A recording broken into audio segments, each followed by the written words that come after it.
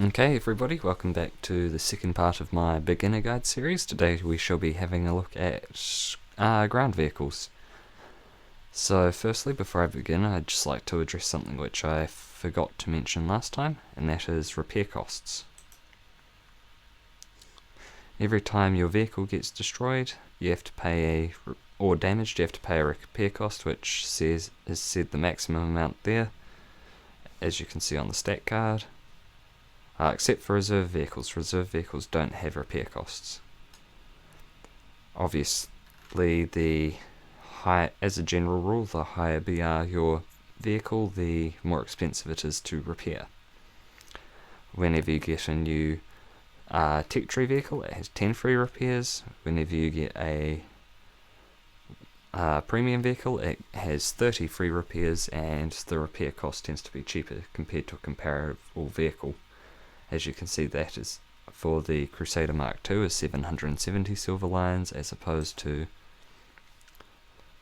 400. Scratch that. Sometimes, in my experience in ERB, it tends to be cheaper for premium vehicles.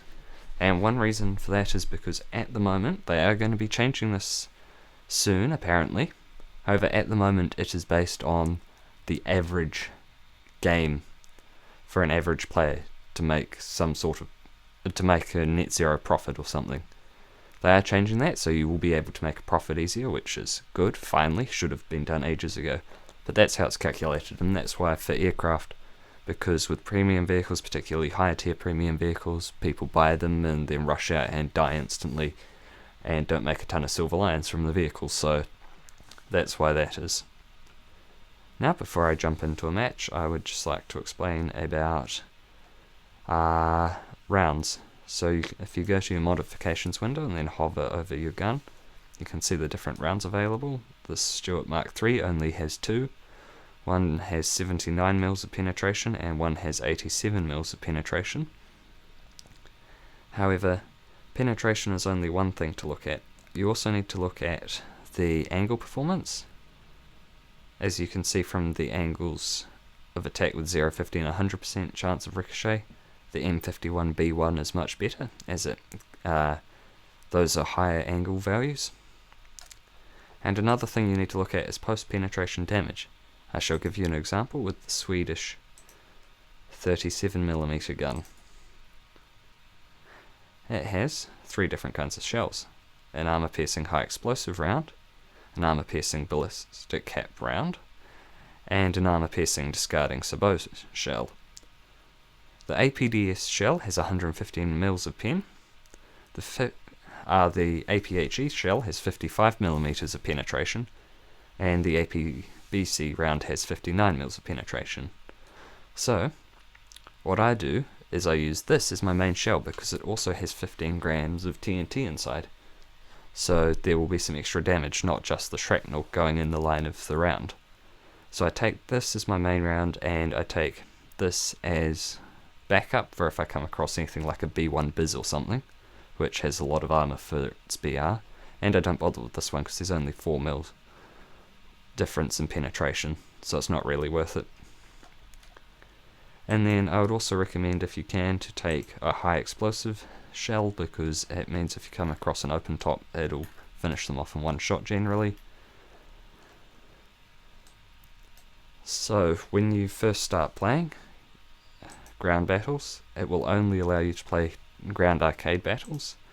So I'm assuming if you're watching this, that could be you. I shall just show you what ground arcade looks like, because I really can't be bothered playing a whole game in arcade. If I go to test drive, difficulty, arcade battles, just to show you what it looks like. As you can see, I get a little extra cross here below my main one, and that shows whereabouts I can penetrate the tank that I'm looking at. It will predict where the shell's going to land. See if I go over that tiger up to a certain distance. If I go over that panther, you can see I can't penetrate it, and as you'll see, non-penetration. And also in ground arcade you get name tags. However, that is about all I'm going to say on Ground Arcade, because I really can't be bothered. And also because Ground RB tends to be more fun, in my opinion at least. Some people enjoy it. If you're enjoying it, then good for you. You found some enjoyment in this game. So, assuming once you've played the certain number of battles, I don't know how many, that allows you to start playing Ground Realistic, you are now where we all are, and ready to play your first battle of Ground Realistic. So I am going to just play a game and have it uncut, and I figured I might as well play 2.3 British, because it's still relatively low tier, and I'm researching this for my next video, the Mark 4A, next gameplay video that is. Okay, so I'm just going to leave it uncut and just try and say exactly what I'm thinking at each time, which isn't something that I normally do, but we'll see how things go. So I'm going to start with the Sark Mark 6, because I feel Sark Mark, the 2-pounder Sark. And I'm just going to take some more shells. Never take full ammo load, however, on a vehicle like this, don't be too scared of taking too many rounds, because it's got basically no armor. And I need to reset my names. As you can see, some of them are funny. Oh, sorry sir. I chose a really bad spot to drive sideways. Try not to do that. Sorry. Now, I'm going to head out this way and start flanking, because this vehicle has no armor, and in a vehicle with no armor you kind of want to avoid head-on engagements. The Germans are on my team, so I don't have to deal with Pumas, but I might have to deal with German 20 mils. Another tip, hit B for your binoculars. You can, for light tanks above a certain BR, you can scout vehicles.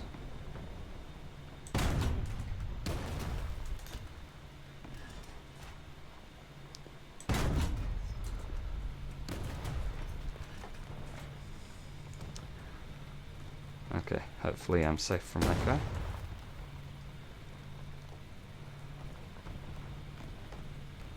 And now we shall see what we can do.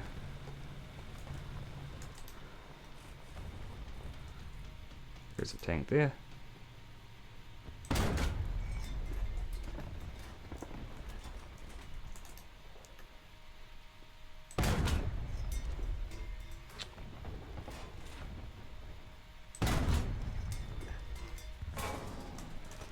And as you can see, I've made a grave arrow.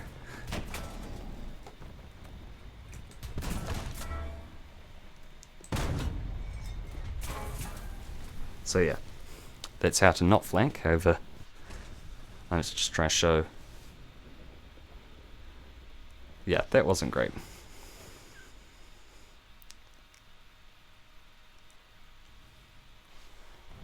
Now I guess I shall take. I'll take a medium tank. And this you can go more down the center. The Valentine is a very slow tank, but most medium tanks are a bit faster. So down the bottom, you've got different shell types, smoke screen, you've got artillery strike, which everything except for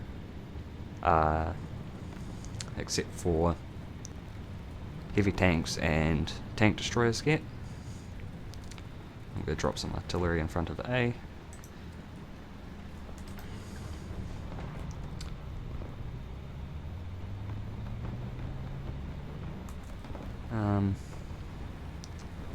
And then you've got fire extinguishers under 6.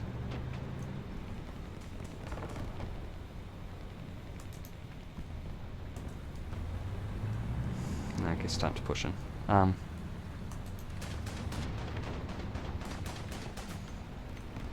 then tow rope and crew replenish.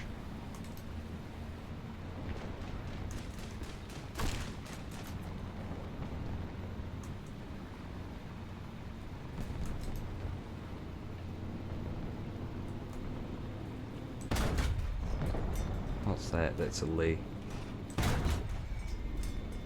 Gunner. I I got a scary gun.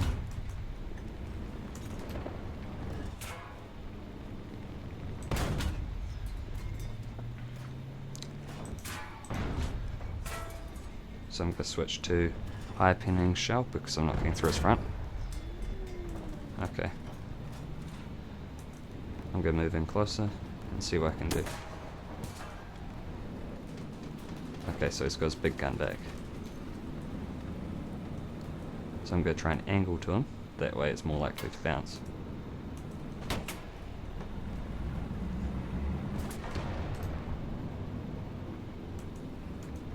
I'm going to try and reverse.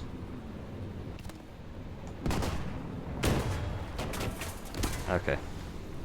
There are lots of guys, but yeah. As you can see, Valentines don't have a great reverse gear. And he found my driver port. So you just got to aim for weak spots on tanks, and that's just more knowing your vehicles, which is something which doesn't change no matter what mode you play.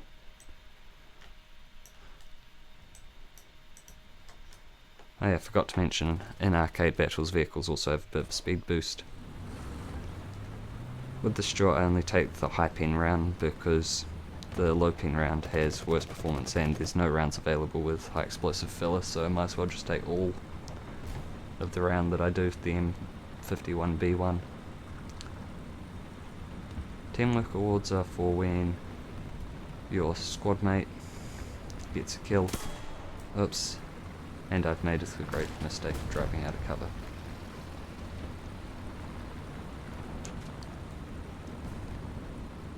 I'm not making myself look very good in this game, but we'll see what happens. As you can see, my crew members.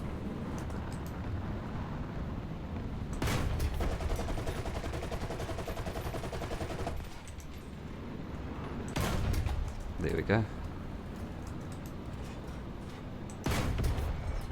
Not sure what that is. Yeah, because my crew members are all red or orange. You can use binoculars to see over things, and then if you hit space, it'll move towards,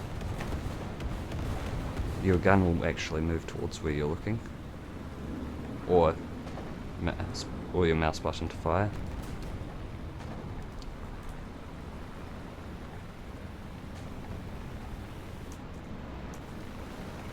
Space will also fire your machine guns.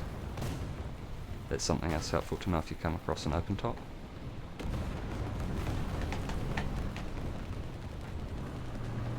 You can see on my mini-map that there are marks, and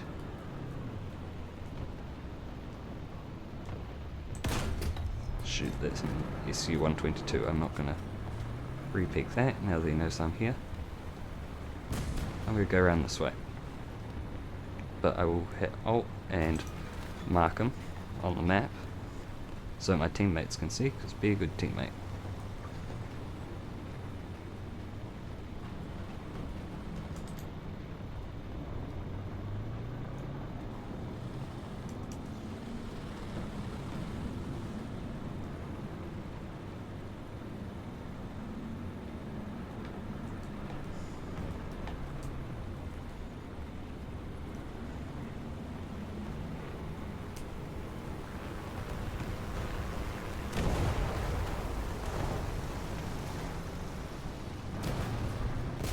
Bomb.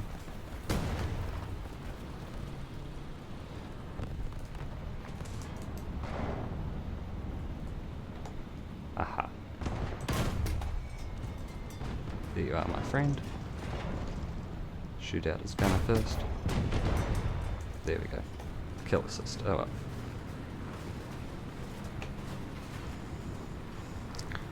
Okay, things seem to be going a bit better. So yeah, aim for gunner or engine.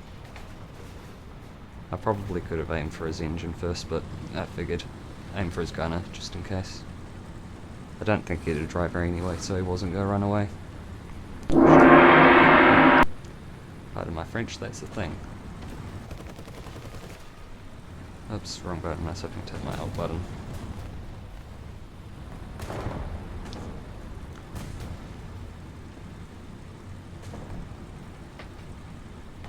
think that was a thing. Could have sworn I saw a thing.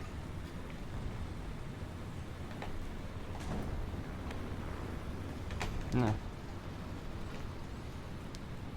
Great, I'm going to have to do extra editing for nothing. No. There was a thing behind me.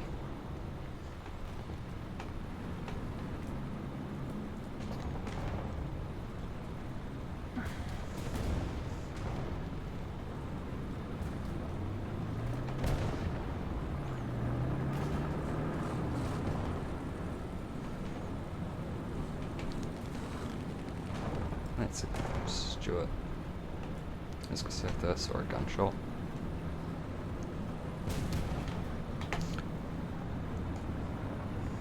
Before you go around corners, you can use your camera.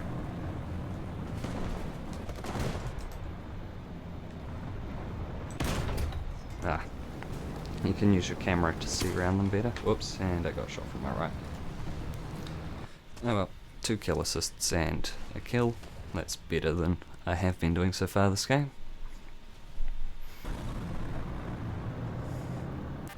Now, as you can see up here, for every action you get a certain number of spawn points. I now have enough to spawn an aeroplane, so I think I shall do that.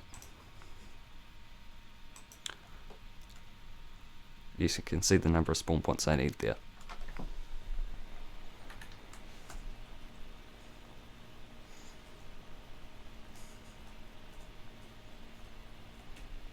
So yeah, also press C is by default your free look key, so you can look around corners. That's what I was going to say before I was killed.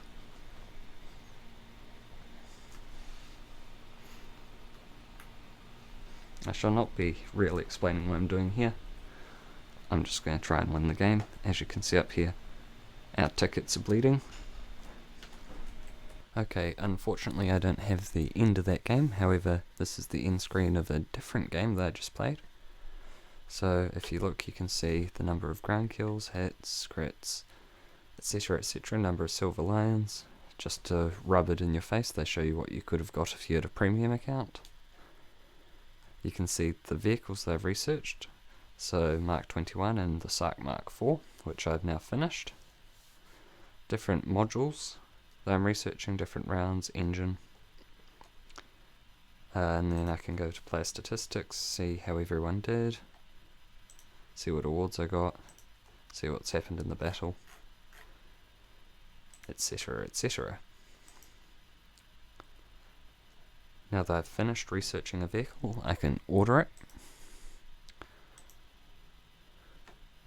And then I go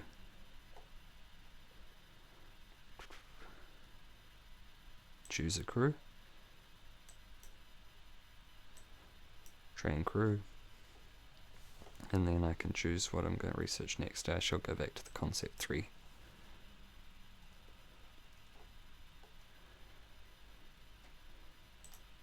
I can choose new modules to research. Yes, I'd like to purchase them. If I go down here, I can manually repair my vehicles. You can also have automatic repair, but I have it turned off because it saves some silver lions. Now, in terms of modifications, when you get it by a tank, it will be completely what is known as stock. So none of these have been researched. In the future, Gaijin are going to implement it so you get sort of a less good version of parts and FP when you buy a vehicle. But right now, you still have to research them, so I'd recommend starting off researching parts and FPE, and then go to better shells, and then crew replenishment, artillery support. If you've only got 2 crew members, don't bother with this, because in ground RB, in order to be alive, you need at least 2 crew members alive, 1 to drive and 1 to shoot.